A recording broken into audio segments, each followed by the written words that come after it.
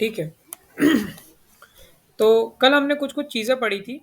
ठीक है, वेरिएबल में कैसे डेटा स्टोर होता है और ये सारी चीज़ें। साथ ही साथ हमने ये भी देखा था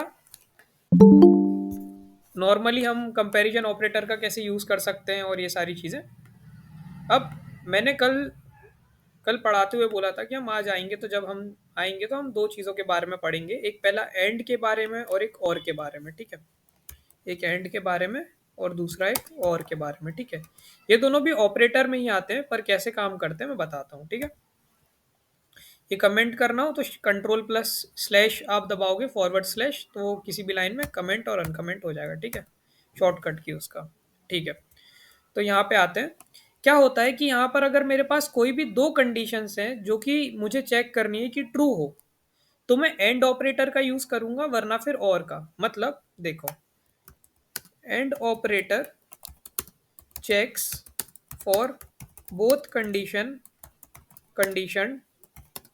टू बी ट्रू, और operator checks for any one condition should be true। ठीक है, ये दोनों चीजें, जैसे फॉर एग्जांपल से समझाता हूं मैं ये दोनों चीजें, है ना। मान लो मान लो कोई एक जॉब आई। ठीक है, देयर इज अ जॉब जिसमें क्या बोला गया है कि जो भी जॉब ओपनिंग है उसमें या तो कैंडिडेट है वो मास्टर्स करा हुआ होना चाहिए या फिर उसके पास 2 साल का एक्सपीरियंस होना चाहिए। मतलब मैंने क्या बोला कि there is a there is a job opening, और उसमें कंडीशन क्या है, कंडीशन क्या है देखो,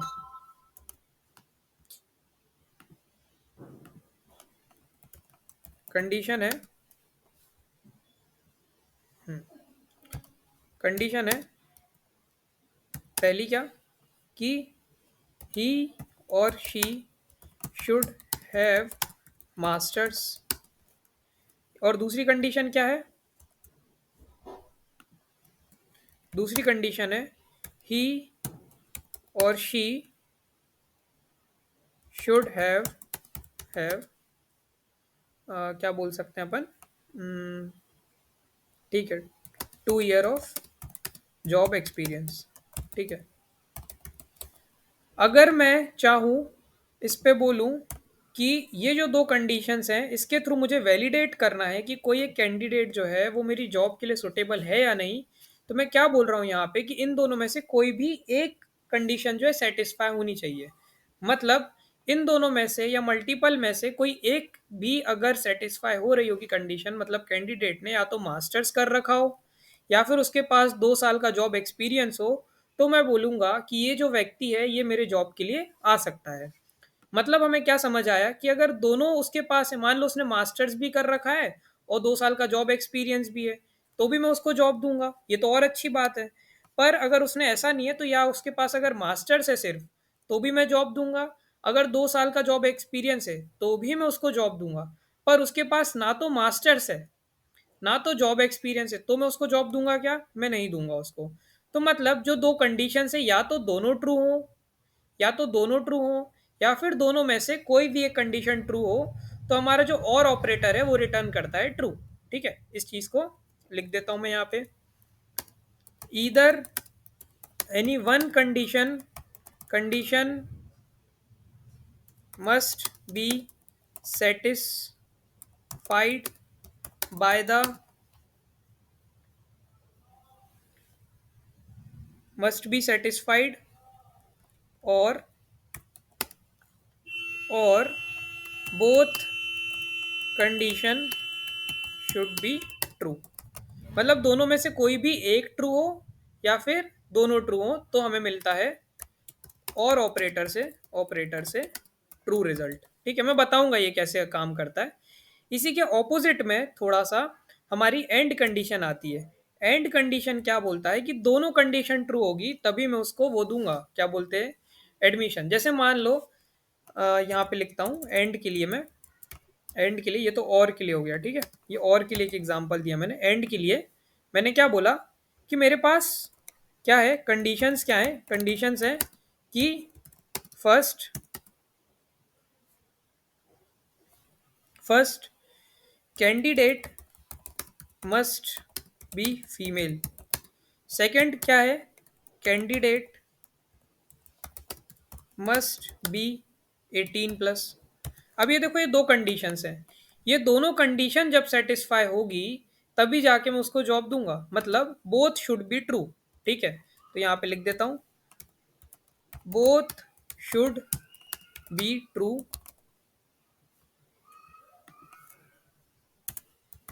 should be true in order to get true using and operator. ठीक है, अब मैं ये चीज़ करूंगा यहाँ पे और मैं बताऊंगा कैसे क्या काम करती है। ठीक है, जैसे मान लो एक मेरा वेरिएबल लिया मैंने, ठीक है, bool1, जिसमें मैं एक बुलियन वैल्यू स्टोर कर रहा हूँ जिसको मैं बोल रहा हूँ ट्रू। ठीक है, और इसी के साथ मैं एक और वेरिएबल ले रहा हूँ bool2,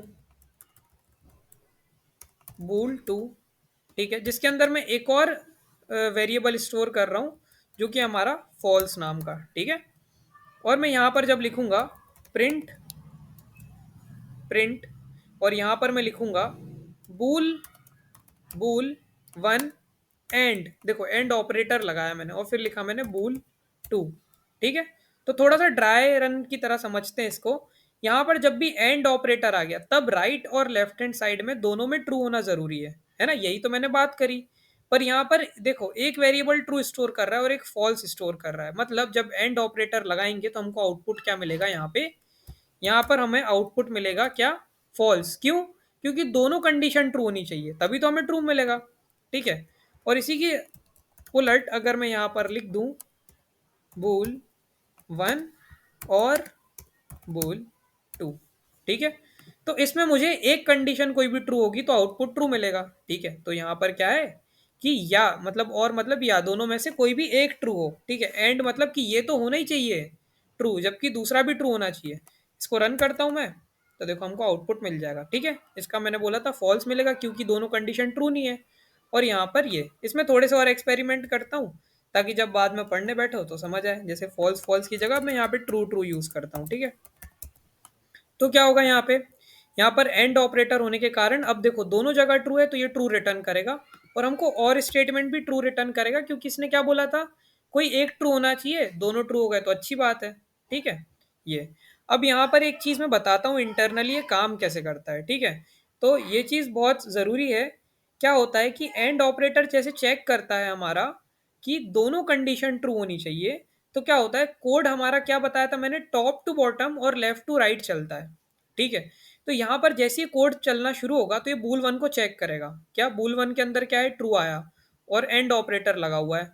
तो ये क्या बोलेगा, जब भी एंड ऑपरेटर है उसके आगे अगर यहाँ पर देखो, जैसे यहाँ पर अगर मैं बात करूँ तो ट्रू था, तो क्या हुआ कि अब अगला भी चेक करेगा कि अगला भी ट्रू होना चाहिए। उसने देखा दोनों ट्रू आए तो प्रिंट ट्रू कर देगा। अब और में क्या हुआ, और में बूल वन को चेक करने आया कि क्या बूल वन की वैल्यू क्या है, ट्रू। उसके बाद उसने बोला कि देखो इस कंडीशन में तो दो में से कोई एक ट्रू होना चाहिए, तो ये आगे चेक ही नहीं करता है, मतलब आपका जो कोड है वो यहीं तक आता है और आउटपुट ट्रू दे देता है, और उसके बाद आगे चेक ही नहीं करता है क्या है। ये इंटरव्यू में पूछा जा सकता है, ये चीज आई समझ, कोई भी एक जन रिएक्ट कर दो। तो क्या होता है यहाँ पर कि जैसे मैंने दोनों कंडीशन बताई यहाँ पर कि दोनों अगर ट्रू है तो जाकर हमको एंड में ट्रू मिलता है, तो ये हमारी तो बुलियन कंडीशन हो गई, एंड और। अब हम बात करेंगे कंडीशनल स्टेटमेंट्स के बारे में।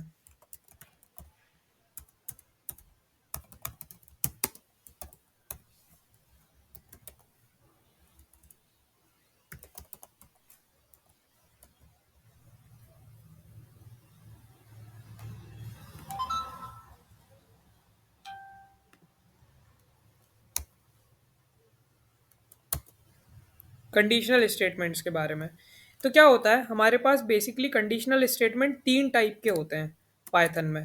पहला इफ, दूसरा एलिफ कीवर्ड, और तीसरा एल्स कीवर्ड। तीनों का मतलब समझाता हूँ थोड़ा थोड़ा, हमारे नॉर्मल इंग्लिश की तरह ही होता है। इफ का मतलब क्या होता है कि अगर ये कंडीशन जो है, इसके इफ के आगे जो कंडीशन लिखी है वो चेक करो, अगर वो ट्रू है तो आगे बढ़ो। ठीक है, मतलब checks for one condition, one नहीं, checks for condition and if it is true then move forward. ठीक है, इस तरीके से। एलिफ क्या बोलता है, elif checks for additional, elif checks for additional condition checks. और एल्स का मतलब होता है कि if no above condition was satisfied, या फिर ट्रू नहीं थी, या या फिर ट्रू नहीं थी, तो फिर इस ब्लॉक में, एल्स वाले ब्लॉक में एंटर कर जाओ, मूव टू एल्स ब्लॉक। अब इसको समझेंगे अपन, ठीक है। इसको मैं कमेंट करता हूँ यहाँ पे। ओके, तो क्या होगा यहाँ पर, यहाँ पर क्या होगा इफ एल्स में हमारे, कि एक एग्जाम्पल के थ्रू समझते हैं। मुझे चेक करना है कि कोई भी एक जो नंबर है वो टू है या नहीं है। ठीक है, तो मैंने कोई नंबर लिया, रैंडम नंबर लिया, रैंडम नंबर लिया मैंने यहाँ पर, रैंडम नंबर लिया, उसको यहाँ पे इनिशियलाइज कर दिया टू से। इसके जस्ट नीचे मैं आता हूँ और चेक करता हूँ, if random number equals to two, then इस ब्लॉक में आ जाओ, प्रिंट, यहाँ पर लिख दो यस इट इज ट्रू। तो क्या होता है, ये प्रोग्राम का सीक्वेंस समझते हैं। जैसे ही कोई हमने वेरिएबल इनिशियलाइज करा तो उस कंटेनर के अंदर ये वेरिएबल का नंबर चला गया, और इफ ब्लॉक में आके वो कंडीशन चेक हुई। अगर वो ट्रू होगी तो इस ब्लॉक में आकर वो प्रिंट करेगा, वरना फिर वो नीचे आएगा और एल्स ब्लॉक को रन करेगा, एल्स ब्लॉक जो हमने लिखा। ठीक है, ये सिंटेक्स होता है कि हमने इफ कीवर्ड लगाया, उसके बाद यहाँ पर हमने कंडीशन लिखी। इसको थोड़ा और अच्छा करने के लिए हम यहाँ पर स्मॉल ब्रैकेट के अंदर इसको क्लोज भी कर सकते हैं। ठीक है, उसके बाद यहाँ पर हम कोलन लगाते हैं, और जैसे ही आप एंटर दबाओगे तो ये देखो यहाँ से एक थोड़ा सा यूनिफॉर्म स्पेस आ जाएगा। मतलब पाइथन के अंदर क्या होता है, इंडेंटेशन का बहुत ध्यान रखना पड़ता है। इंडेंटेशन का मतलब क्या होता है कि जो स्पेसिंग है उससे डिसाइड होता है कि कौन सा ब्लॉक या कौन सा कोड जो है किस ब्लॉक को बिलोंग करता है। यहाँ पर इस प्रिंट स्टेटमेंट का इस इस जगह पर दो स्पेसेस पीछे से शुरू होना ये बताता है हमें कि इफ ब्लॉक का जो है कोड है। अगर मैं यहाँ पर एल्स को जैसे लिख रहा हूँ तो इसका मतलब है कि हम इफ ब्लॉक के बाहर आ चुके हैं। मतलब इफ कंडीशन जो है इसके अंदर का जो भी कोड है हमको इस जगह से ही स्टार्ट होते हुए लिखना पड़ेगा, इस जगह से ही एक के नीचे एक लिखना पड़ेगा हमें। ठीक है, इसको हम बोलते हैं इंडेंटेशन। अब इसको मैं बहुत ज़्यादा एक्सप्लेन इसीलिए नहीं कर रहा हूँ क्योंकि ये जो फीचर है, ये जब हम प्रोग्रामिंग में काम करते हैं, जब बार बार एरर आते हैं, तब हम करते करते थोड़ा सा इस चीज़ को अपने आप सीख जाते हैं। ठीक है, बट बेसिक यही है कि जो ब्लॉक है, ब्लॉक ऑफ कोड है, जो सेम ब्लॉक को बिलोंग करते हैं, वो सेम जगह से स्टार्ट होते हैं। ठीक है, तो एल्स के अंदर आएंगे, और एल्स के अंदर जब मैं जैसे ये एंटर दबाऊंगा तो देखो ये आगे से शुरू हुआ, मतलब अब जो हम कोड लिखेंगे वो हमारे एल्स ब्लॉक का कोड है। ठीक है, no it is not true. अब क्या होगा यहाँ पर, ये दोनों में से कोई भी एक कंडीशन ट्रू, मतलब एक कंडीशन ट्रू होनी चाहिए। अगर ये ट्रू है तो यहाँ पे आएगा और इसको प्रिंट कर देगा। ठीक है, मैं इसको रन करता हूँ और देखो यस इट इज ट्रू लिखा गया। मैं यहाँ पर एक और कंडीशन लिखता हूँ, एलिफ जो रैंडम नंबर है हमारा, रैंडम नंबर जो है नंबर, अगर वो अगर वो जीरो से बड़ा है तो मैं क्या प्रिंट कराना चाहूंगा यहाँ पे, print number is greater than zero. अब मैं जब इसको रन करूँगा तो देखो क्या हुआ, ये पहले इसमें आया और इसने इस कंडीशन को देखा, इस कंडीशन को देखा, ये ट्रू हुई, और उसके बाद ये कंडीशन भी ट्रू है पर वो इस तक नहीं आया। उसने पहली कंडीशन चेक करी, ये सही थी, तो उसने क्या करा, इस कंडीशन में से बाकी की जो बची कंडीशंस हैं उनको चेक ही नहीं करा और सीधे सीधे आउटपुट दे के बाहर आ गया। बट वॉट इफ मैं यहाँ पे एलिफ की जगह दो इफ का यूज करता, यहाँ पर आता हूँ, इफ के बाद एक और इफ लगा देता, फिर इसको अगर मैं रन करूंगा तो देखो क्या हुआ। तो ये दोनों कंडीशन चेक हुई, फिर ये वाली कंडीशन भी चेक हुई और ये वाली कंडीशन भी चेक हुई। ठीक है, तो ये हमारा यहाँ पर हमने कंडीशनल स्टेटमेंट्स के बारे में पढ़ा। अब ये जो चीज़ है ये और ज़्यादा नीचे तक बढ़ सकती है, मतलब मैं इसके अंदर जितना डीप में जाऊँ तो कंडीशनल स्टेटमेंट्स के जो एग्जाम्पल है वो ख़त्म नहीं होंगे। बट एक बहुत नॉर्मल सा मैं एक एग्जाम्पल लेके समझाना चाहता हूँ क्योंकि जब हम बेसिक प्रोग्रामिंग भी शुरू करते हैं तो मॉड्यूलस करके कॉन्सेप्ट है वो आता है जिससे हम डिविजिबिलिटी चेक करते हैं। ठीक है, तो मैं थोड़ा सा ओवरव्यू देता हूँ पहले। हमारे पास एक ऑपरेटर होता है, हमारे पास नॉर्मल अरिथमेटिक ऑपरेटर होते हैं, अरिथमेटिक ऑपरेटर्स, जो कि हैं जैसे हमारे क्या, प्लस है, माइनस है, डिवीजन है, मल्टीप्लिकेशन है। इसी तरह एक और हमारे पास ऑपरेटर आता है जिसको हम बोलते हैं मॉड्यूलो। ठीक है, अब ये सारी चीज़ें तो हमें नॉर्मली पता रहती हैं कि क्या है, मल्टीप्लिकेशन है, डिवीजन है, सब्ट्रैक्शन है, पर ये मॉड्यूलो क्या है। ठीक है, तो इसके बारे में थोड़ा सा देखते हैं। ठीक है, तो इस साइन को हम बोलते हैं मॉड्यूलो या मॉड्यूलस, मॉड्यूलस बोलते हैं। इसका इसका काम क्या रहता है, चेक्स फॉर डिविजिबिलिटी बिलिटी, या फिर और we can say it it returns the reminder as output, तो ये जो मैंने बोला इसको मैं करके दिखाता हूं एक बार, 2 मिनट। इसको करके दिखाता हूं मैं एक बार। तो होता क्या है यहाँ पर, लेट से मेरे पास एक नंबर है। ठीक है, एक नंबर है, रैंडम नंबर है। ठीक है, नंबर नाम के वेरिएबल में स्टोर है 6। ठीक है, और मैं यहाँ पर आता हूँ और मैं यहाँ पर करता हूँ, यहाँ पर प्रिंट प्रिंट नंबर मॉड्यूलस का साइन और उसके बाद 3। तो यहाँ पर ऐसा है कि जो भी नंबर है उसको ये 3 से डिवाइड करेगा और उसका रिमाइंडर मुझे देगा आउटपुट। ठीक है, तो मैं जितना मान के चल रहा हूँ, जितनी मेरी समझ है, ये 0 देगा हमको एज आउटपुट, है ना। बट जबकि यही सेम स्टेटमेंट के साथ अगर मैं 3 के बजाय कोई और नंबर लिखूं, रैंडम नंबर जैसे 5, तो हम जानते हैं 5 से डिविजिबल नहीं है 6, तो ये एज अ रिमाइंडर हमको 1 देगा आउटपुट। ठीक है, तो मैंने करा और ये हमको 1 दे देगा। ठीक है, सिमिलरली यहाँ पर हमें 4 करके देखते हैं, तो देखो 2 दे देगा। ठीक है, अब इन दोनों चीज़ों को मिला के एक हम क्वेश्चन बनाते हैं। क्वेश्चन ये हमारे पास क्वेश्चन ये हमारे पास कि check if a number is divisible by 2 और नॉट। और इसी क्वेश्चन को दूसरे तरीके से क्या बोला जा सकता है, check if a number is even और नॉट। ठीक है, तो यहाँ पे आते हैं। मैं क्या करूँगा, यहाँ पर एक नॉर्मल नंबर लिया मैंने, लेट से नंबर करके एक वेरिएबल बनाया, उसके अंदर कोई भी नंबर लिया मैंने 7। अब मुझे चेक करना है कि ये नंबर इवन है या फिर नहीं। तो मैं क्या करूँगा, यहाँ पर लिखूंगा इफ स्टेटमेंट, इफ नंबर को डिवाइड करा हमने 2 से, मॉड्यूलस 2, मतलब क्या है कि 2 से डिवाइड करा और रिमाइंडर अगर 0 आया, तो इसका मतलब क्या है, प्रिंट नंबर इज इवन, वरना फिर हमारा जो भी नंबर है वो ऑड है। ठीक है, तो क्या होगा, हमारा नंबर जो भी है वो आएगा यहाँ पे, 2 से डिविजिबिलिटी चेक करेंगे, अगर वो डिविजिबल है मतलब उसको डिवाइड हुआ और रिमाइंडर एज अ 0 मिला, तो हम नंबर को इवन बोलेंगे, वरना फिर उसको ऑड बोलेंगे।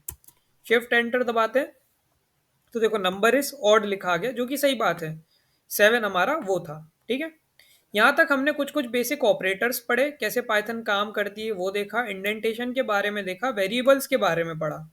ठीक है, उसके बाद हमने ऑपरेटर्स और इफ एल्स को मिला के कैसे हम काम करते हैं वो चीज़ देखी, एंड और ऑपरेटर के बारे में भी सीखा, डिफरेंस भी समझा, डबल इक्वल टू और सिंगल इक्वल टू यानी असाइनमेंट और कंपेयरिंग में क्या डिफरेंस होता है ना। तो यहाँ तक हम बहुत कुछ सीख चुके हैं। अब एक जो कुछ बेसिक बेसिक इंपॉर्टेंट कॉन्सेप्ट्स बचे हैं वो मैं यहाँ पे थोड़े से कवर कर देता हूँ, जो कि है सबसे पहला हमारा कि हम इनपुट कैसे लेते हैं यूज़र से। जैसे ये मैंने कोड लिखा था, ये जो भी कोड था, मैं चाहता था कि मैं यहाँ पर यूज़र से इनपुट लूँ। तो मैंने बोला कि जैसे मैं हेलो वर्ल्ड लिख रहा था यहाँ पे, प्रिंट हेलो वर्ल्ड, या फिर वर्ल्ड की जगह मैं चाहता हूँ यहाँ पर कि मेरे दोस्त का नाम आए। ठीक है, तो मेरे दोस्त को मैं ग्रीटिंग देना चाहता हूँ और उसका नाम आए। ठीक है, तो फ्रेंड का यहाँ पे नाम ले लेता हूँ, फ्रेंड।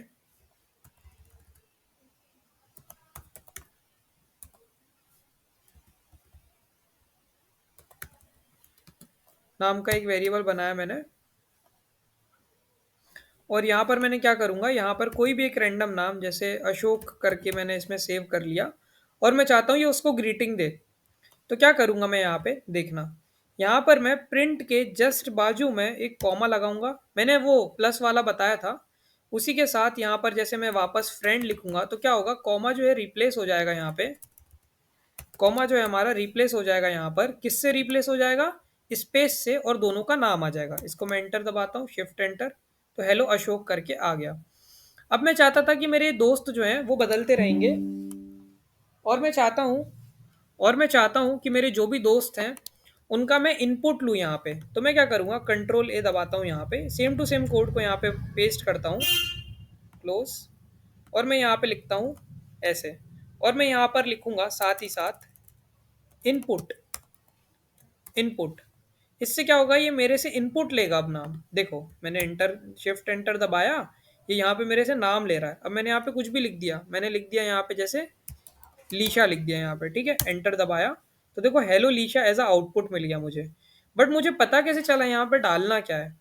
तो अगर मुझे चाहिए हो कि जब भी जो व्यक्ति है, जो भी मेरे मेरे मेरे कोड को रन करेगा, उसको पता हो कहाँ पर क्या इनपुट देना है, क्योंकि हो सकता है फ्यूचर में जो भी प्रोग्राम बने उसमें मल्टीपल इनपुट्स होंगे। जैसे हम गूगल फॉर्म भरते हैं तो ऊपर एक क्वेश्चन रहता है कि यहाँ पे लिखना क्या है, एक खाली फील्ड तो रहती नहीं है।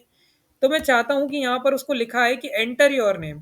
तो मैं क्या करूँगा, ये इनपुट वाले जो फंक्शन है इसके अंदर यहाँ पर आके ऐसे लिखूंगा, एंटर योर नेम। ठीक है, इस तरीके से कुछ भी लिख सकता हूँ मैं यहाँ पे। ठीक है, एक और ये भी लगा देता हूँ, चलो, है ना। अब जब मैं इसको रन करूँगा तो ये मेरे से ऐसे पूछेगा, एंटर योर नेम, और मैं यहाँ पे लिख सकता हूँ अर्थ, लेट से। मैंने एंटर करा तो देखो हेलो अर्थ करके लिखा आ गया।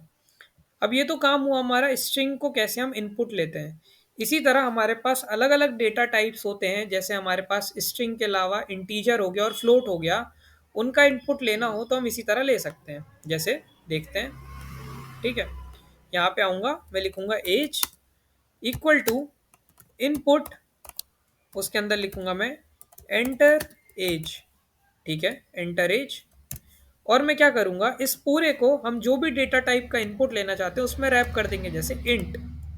देखो इंट, इस तरीके से मैंने रैप कर दिया। तो अब क्या होगा, अब मैं यहाँ पे आता हूँ, लिखता हूँ प्रिंट यहाँ पर, और प्रिंट करता हूँ after 2 years my age will be, और मैं यहाँ पे कॉमा लगा के लिख दूंगा एज +2। ठीक है, तो मैं जो भी एज एंटर करूंगा वो 2 साल बढ़ा के बता देगा। तो ये चलाता हूँ, ये पूछेगा मेरे से एंटर एज, मैं लिखता हूँ जैसे मेरी एज यहाँ पर 25, और यहाँ पे एंटर दबाऊंगा तो देखो ये बता रहा है 27 आपकी एज हो जाएगी 2 साल बाद, है ना। इसी तरह मैं फ्लोट के लिए भी कर सकता हूँ, सेम टू सेम काम कर सकता हूँ। यहाँ पे आता हूँ, यहाँ पर मैं पेस्ट करूंगा इसको, और यहाँ पर इंट की जगह मैं अब फ्लोट ले लूंगा, फ्लोट ले लूंगा, और यहाँ पर इसकी एज की जगह वेट ले लूंगा, क्योंकि हमारी एज तो हम फ्लोट में लेते नहीं है। और यहाँ पर मैं वेट लिख दूंगा, है ना, वेट लिख लूंगा, वेट। और 2 साल बाद मान लो मेरा हर साल जो है वेट 10 किलो से बढ़ रहा है, तो 20 किलो और बढ़ जाएगा वेट। मैं एज की जगह यहाँ पर वेट लिख देता हूँ, और इसको रन करता हूँ। यहाँ पर मैं लिखता हूँ जैसे 60.23, तो ये मुझे 80.23 करके दिखा देगा। ठीक है, ये हमारे पास एक्सीडिंग नंबर्स हैं, जो हमारा पाइथन का जो इंटरप्रेटर है उससे ही हमको मिलता है एज अ आउटपुट। ठीक है, तो ये इनपुट लेने के तरीके थे कि जब हम क्लाइंट से, यानी जो यूज़र है उससे हम इनपुट लेना चाहते हैं तो किस तरीके से ले सकते हैं। इसी तरह मैंने कुछ फॉर्मेट भी बताया कि कैसे यहाँ पर कॉमा का यूज़ करके मैं प्रिंट करा रहा था। अब अगर इसी चीज़ को दूसरे तरीके से कराना हो मुझे, तो उसका भी एक तरीका है जिसको हम बोलते हैं नॉर्मल फॉर्मेटिंग। तो वो कैसे करता है काम, मैं दिखाता हूँ। यहाँ पर मैं कंट्रोल वी करूँगा सेम टू सेम स्टेटमेंट को, पर मैं चाहता हूँ कि मैं कॉमा वाला यूज़ करे बिना दूसरा एक तरीका दिखाना चाहता हूँ, कि अगर मुझे बीच में कहीं पे एंटर करना हुआ तो मैं क्या करूँगा, माई वेट विल बी के बाद यहाँ पर मैं करली ब्रैकेट्स लगाऊंगा, यहाँ पर लिखूंगा, कॉमा हटा दूंगा, लिखूंगा डॉट फॉर्मेट, और उसके अंदर डॉट फॉर्मेट के अंदर यहाँ पर मैं इस तरीके से इसको पास कर दूंगा जो भी मेरा डेटा है। मैं एंटर करता हूँ इसको, और देखो उसी तरीके से आउटपुट आ गया। तो मैंने प्रिंट करने के भी 3 तरीके 4 तरीके बताए। पहले नॉर्मल प्रिंट करना, उसके बाद कैसे हम प्लस साइन का यूज़ कर रहे थे, स्पेसेस ऐड कर रहे थे। दूसरा तरीका है कॉमा का यूज़ करके, तीसरा तरीका है फॉर्मेट का यूज़ करके, ठीक है? फॉर्मेट का यूज़ करके मैं और भी चीज़ें कर सकता हूँ, जैसे my height will be this and my age will be, और यहाँ पर अगर मैं एक और करली ब्रैकेट लगा दूँ और डॉट फॉर्मेट के अंदर यहाँ पर मैं कॉमा लगाकर हाइट भी पास कर दूँ यहाँ पे, सॉरी एज भी पास कर दूँ यहाँ पे, एज+2। और जब एंटर करूँगा तो देखो क्या होगा। ये देखो दोनों चीज़ें आ गई यहाँ पे, हमारा वेट भी आ गया और हाइट भी आ गई, जिस तरीके से हमने फॉर्मेटिंग भी करना सीखी। ठीक है, तो ये हो गए हमारे कंडीशनल स्टेटमेंट्स, कैसे हम इनपुट आउटपुट लेते हैं, किस तरीके से हमारे बुलियन फंक्शंस काम करते हैं, किस तरीके से अरिथमेटिक ऑपरेटर्स काम करते हैं। ठीक है, तो कोई क्वेश्चन है? हेलो।